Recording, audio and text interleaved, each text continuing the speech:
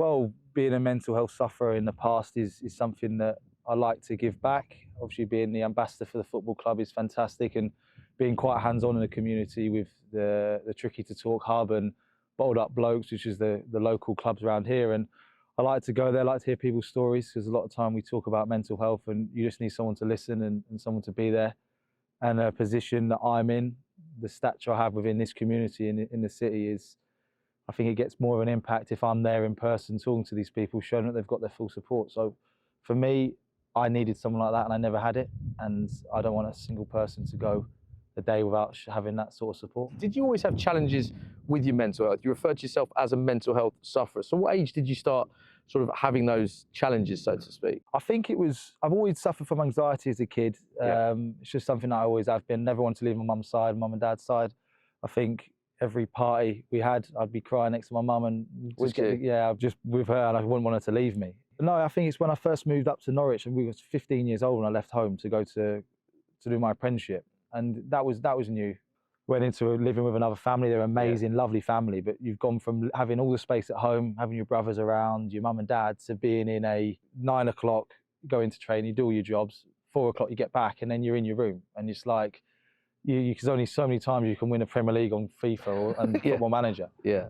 So then you start to think, and then you start to overthink situations, and then the pressures of sometimes training with the first team, and that's why I always see the young lads that come and train with us.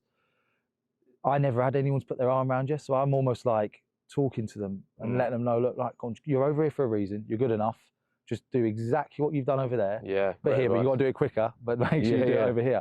And it almost, you can see just the instant relief and just like the stress just goes. One thing I'm sort of fascinated by is the fact that you said you suffered from anxiety early on, and then leaving home and the loan moves that you had to experience as a young player. I mean, I've got it here: Norwich, Swindon on loan, Rotherham on loan, Peterborough on loan, Scunthorpe on loan, Doncaster on loan. Then you went to Millwall, then Lincoln, then Huddersfield, now at Forest. So, and what's interesting about your journey is a lot of those loan moves are in completely opposite ends of the country, and quite a short period as well, at a young age. So how challenging were those periods just from a logistical standpoint?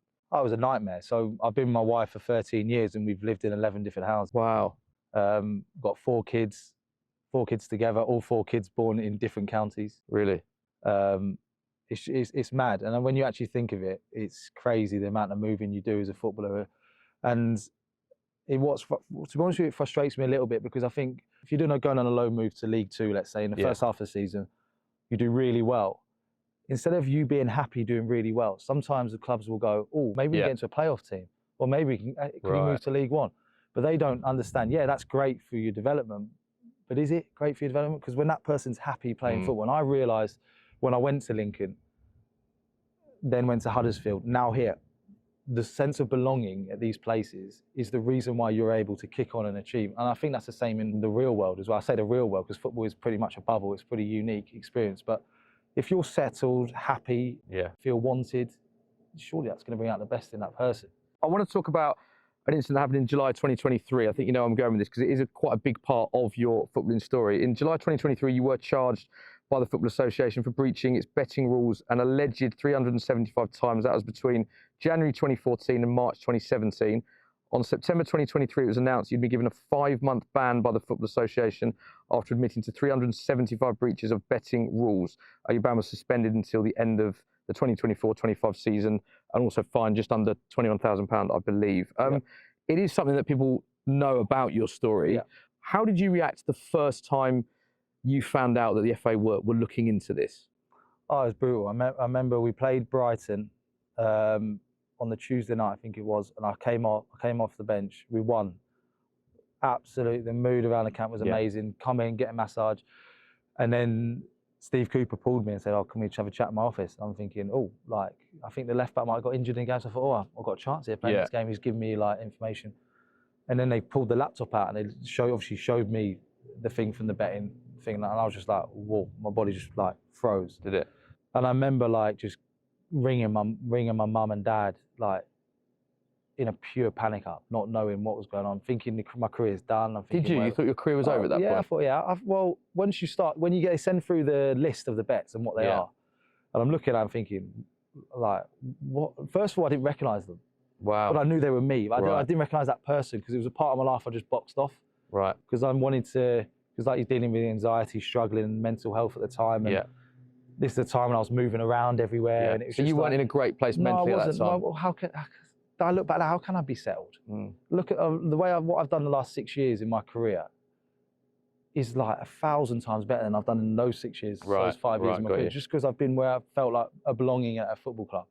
Yeah, but it was really weird actually, because the hotel we stayed at for Wembley was the hotel we played Brentford on the Saturday. And I got there and I was like, how far I've come. Because this is the hotel where I burst into tears on the phone to my wife and my mum, just thinking like, I don't know what I've done. It was the last time I was at Wembley. Yeah. Was for a betting charge. Wow. So obviously, when I go get my wife and kids after the game, mum and dad, the reception, I walked in with my mum and dad, suited up, with my barrister, my solicitor, going in. That's like, it was just a surreal moment that you've just gone and played in the FA Cup. And then you're back there for an FA Cup semi. And then you've gone through that whole emotion and the growth that I've had in that time. But I was always conscious about doing a lot of interviews about it after, because I think people look at me and go, I don't know if I should feel bitter to the FA or bitter, but I don't at all, because I have a lot of respect for the FA. Yes, you do wrong, you're going to get caught. So you what? So the blame got, no, I did wrong, so I hold my hands up. The next thing is they listen to me. How do you look back on that period of your life there when you were placing those bets then? Is it tough to look back on because of the place you're in mentally? Do you have regrets at your actions? Is it a bit of both? How do you reflect on that period? Ashamed of that time. Yeah, ashamed of that time, because you just think, what are you doing? The education wasn't there at the time. I think it was rife in football in that time. Now the education's there, you've got a sign, you've done the betting thing. And it would shock me massively if a player gets done for betting now. Really? Yeah, I don't, it's my lads seeing me cry, like, no, blokes are allowed to cry, we're allowed to cry, but I think it's, when your kids seeing you like that, it's not the way you want your kids to see you. Yeah, it was tough. I can tell you're getting emotional thinking about that, thinking your kids. Did it have... I appreciate you asking, but I've not thought about it. I don't really want to think about it. But I understand you in this instance. There's people at home suffering from gambling addictions. There's people suffering from severe anxiety and mental health issues. And it's right that my story, and you can see that there is light at the end of the tunnel. Like, look where I am now. That's why I felt like I had to go do something. Yeah. And being the mental health ambassador, the club asked me to do that, which for me, I was just like, wow, they're showing their support. I can't just say Forest were unbelievable. Mr. Marinakis, his family, Ross, Steve Cooper at the time, incredible. They've never felt a player felt so united with a football club and saying, we've got your back. So that I'm indebted to the club for that. And that's why I would I'd do anything for the club. Yeah. Was that the toughest part of it then, the wider implications that perhaps we didn't see? It's not just you being affected, but you said your kids are seeing you in that state, and I don't know if that affects your kids at school or your wife, is it?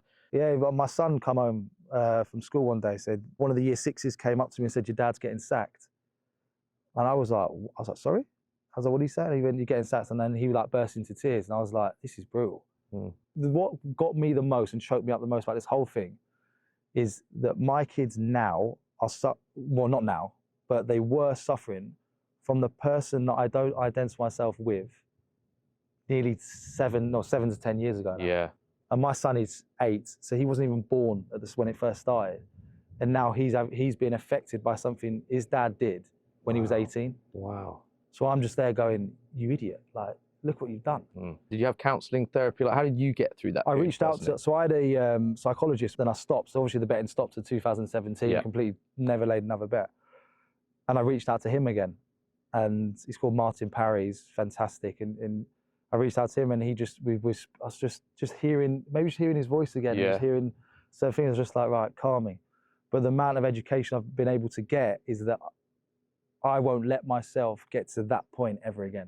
You must be, I think the amazing thing about your journey is, and thank you for being so honest and open in this, is that you've identified parts of your career and you've owned up to so much. You've been so honest in everything that you've done. And you're now a Premier League footballer playing for Nottingham Forest. You played at Wembley in an FA Cup semi-final. I think you deserve a lot of credit for where you've come from and how you've overcome a lot of your challenges. Do you take a moment to sit back and go, I'm amazingly proud of where I am now? Yeah, I'm so grateful for where I am. If you'd have said to me 6 years ago, I won League Two. And so now have that journey in that time, and it doesn't come through a lot of adversity in that time as well, but it's almost like, just keep going. And I've got this saying, and I say it to my kids all the time, and I go like, just keep swinging. So when I say keep swinging, just keep doing this. I said, because at some point, you're going to get the haymaker. You're going to get the shot that's going to get you what you want. You might not go, you might be knackered, but I said, the minute you put your arms down, someone's going to go bang. Yeah. So just keep doing that. And that's what I've done for 6 years. Yeah, I've just kept swinging. And the FA Cup, I know it must have been mixed emotions for you, because ultimately, very close game, by the way, but ultimately, you didn't come out the end you'd want to come out on. But for you, walking through Wembley, the previous time you're there is going to a charge where, in your own words, you didn't know if your career was over. To then walk through to start an FA Cup semi-final at Wembley. Crazy. You must have, if you said that to me 2 years ago, I don't know, I would have just laughed. Really? Laughed I've just been like, nah. But look at the growth the club's done in this year. So I've been here now 2 years in the Premier League. Now this is this year in the Premier League, so it'll be 3 years in total. We've had 2 relegation battles, and then now we've gone one. We're on the verge of potentially creating history again at this football club, which is already rife full of history. So we're here and we're doing it. We're just going game by game, and it's just, you can speak to any of those lads in there. It's just such a good atmosphere. It's an amazing part of your journey, actually, as well. I know now that you mentioned it as well, you're a Tricky to Talk ambassador here. You do loads in the community, and that's not an understatement when I say that. I've been chatting to a lot of people in the club about how important and influential you've been, not just for yourself, but for other people. I can only imagine what it's like for a Forest fan to have you as an ambassador for people that might be struggling. So just finally, really, I just wonder what advice you'd have as someone that has been a mental health sufferer, that's overcome a lot of adversity in his career and that is flying at the minute. What advice you'd have for people that might be struggling or might be going through challenges in their life? I know for a fact that men, women, you'll be watching this right now, and there'll be a little trigger in your head. You're thinking, shall I go and talk to someone, or shall I go and do that? Just please do it. It's such a cliche, but just talk, because I know the anxiety in your body will be building up so much on that first conversation you're going to have. But the minute you have that, you're going to feel like your whole world has opened up. And I've spoke to many people in the community, people that are on the verge of committing suicide, and they just went. And there is people that are willing to listen. There's people that want to hear your story. I want to hear your story. Just keep going. Yeah. Be proud of yourself and know that people love you.